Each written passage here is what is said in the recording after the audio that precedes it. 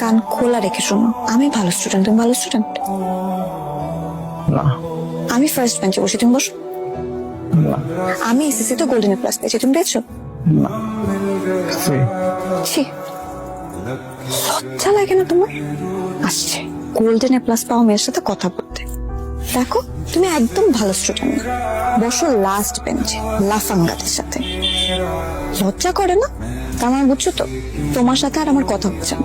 হচ্ছে, এক্সামটা শেষ হোক, রেজাল্টটা দেখ, তারপর কথা হচ্ছে। বাবা কি করতেছো তুমি? পড়তেছো নাকি? তোর শরীর খারাপ করে নাই তো? আরে মা তাড়াতাড়ি আসো, তোমার ছেলে অসুস্থ হয়ে গেছে। কি হয়েছে আপনার? চিল্লাইতেছেন কেন? আমার ছেলে তো পড়তেছে। আরে সেটাই তো বলতেছি, ও বলতেছে কেন? বাবা বাবা সত্যি করে কত তোমার শরীর খারাপ হয়েছে? বলো কিছু, আমার লেগে কি তোমার মন খারাপ? পিকনিক গেছে না, পিকনিকে 5,000 টাকা দিই। বাবা কত বলো? বাবা তুমি দেখতেছো যে আমি পড়তেছি, ডিস্টার্ব করতেছো শুধু শুধু, একটু পড়তে দাও আমারে। আল্লাহ, আমার ছেলে আমার কি বলতেছে? ওরা কি বলতেছে?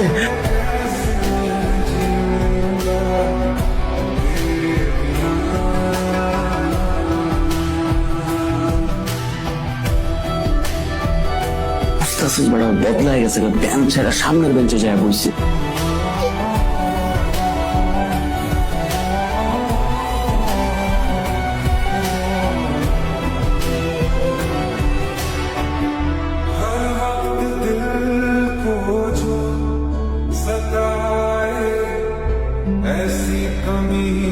কি করতেছে? কবিতা লিখতেছে?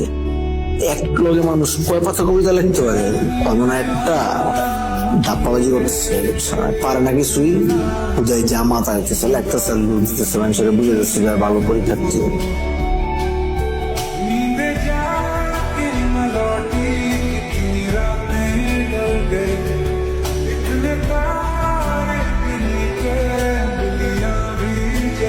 আজকে পরীক্ষার রেজাল্ট দিব, সাথে আমার সাবজেক্ট ফিজিক্স এর খাতা দিব।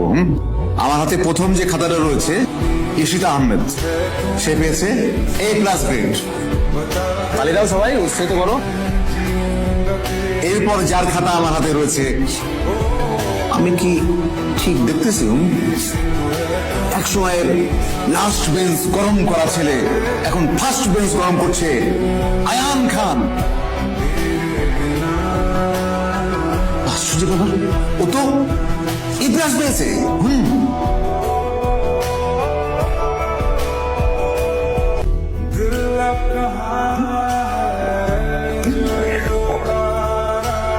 তোমার রেজাল্টে আমি খুব গর্বিত, কিন্তু একটু বলো তো যে তোমার মোটিভেশন কে, মানে কার কারণে তুমি এত সুন্দর ভালো রেজাল্ট করলে? আছে একজন, নামটা বলা দরকার নাই। স্যার দোয়া করবেন আমি যাতে এইচএসসি তেও এত ভালো রেজাল্ট করতে পারি, নাহলে স্যার জীবনে অনেক কিছু হারাতে হবে। স্যার জীবনে যা চাই তা পাওয়ার জন্য ভালো রেজাল্ট করা তার প্রথম পদক্ষেপ। तू है कौन मेरी सांसें चले बता दे